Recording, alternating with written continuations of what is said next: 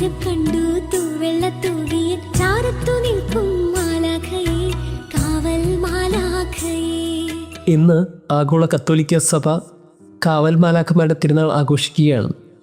പണ്ട് കുഞ്ഞുനാളിലെ അമ്മ പഠിപ്പിച്ചിരുന്ന ഏറ്റവും മനോഹരമായ ഒരു സ്പിരിച്വാലിറ്റിയാണ് കാവൽ മാലാഖ.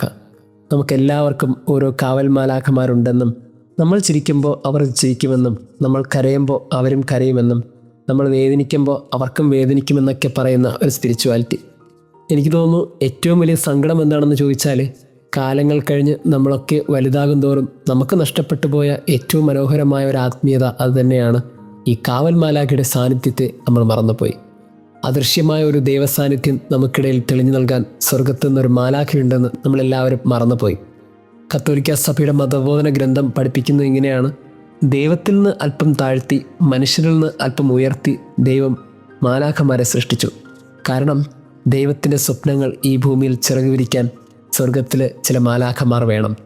അങ്ങനെ ഓരോരുത്തർക്കും നൽകപ്പെട്ട ഒരു മാലാഖയുടെ സാന്നിധ്യത്തെ എന്തുമാത്രം ഗൗരവത്തോടെ നമ്മൾ കാണുന്നുണ്ട് എന്ന് നമ്മൾ ഈ നാളിൽ ചിന്തിക്കുകയാണ്.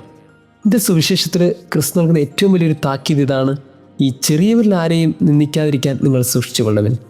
മാർക്കോസിന് സുവിശേഷം 9:42 ഈ ചെറിയവരിൽ ഒരുവന് പോലും ദുഷ്പ്രേരണ ഉണ്ടാകുന്നതിനേക്കാളും നല്ലത് തിരികല്ല് കെട്ടി കടൽ താഴ്ത്തുന്നതാണെന്ന് ക്രിസ്തുനാഥൻ ഓർമ്മിപ്പിക്കുന്നുണ്ട്. അതേ കണക്കിന് ചെറിയവരെക്കുറിച്ച് പലയിടത്ത് ക്രിസ്തു വ്യാകുലപ്പെടുന്നത് നമ്മൾ കാണുന്നുണ്ട്. മത്തായി സുവിശേഷം 18:14 ഈ ചെറിയവരിൽ ഒരുവൻ പോലും നഷ്ടപ്പെടാൻ എൻ്റെ സ്വർഗസ്ഥനായ പിതാവ് ഇഷ്ടപ്പെടുന്നില്ല എന്ന് യേശുനാഥൻ പറയും.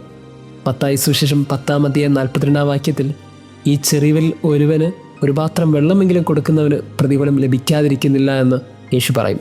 അങ്ങനെയാണെങ്കിൽ നമ്മളിന്ന് ചിന്തിക്കേണ്ടത്, ആരാണ് ഈ ചെറിയവൻ? ദൈവത്തിൻ്റെ സ്വരവും ദൈവത്തിൻ്റെ ഇടപെടലുമായി നമ്മുടെ അരികിൽ ആരുണ്ടോ അവരാണ് ആ ചെറിയവർ.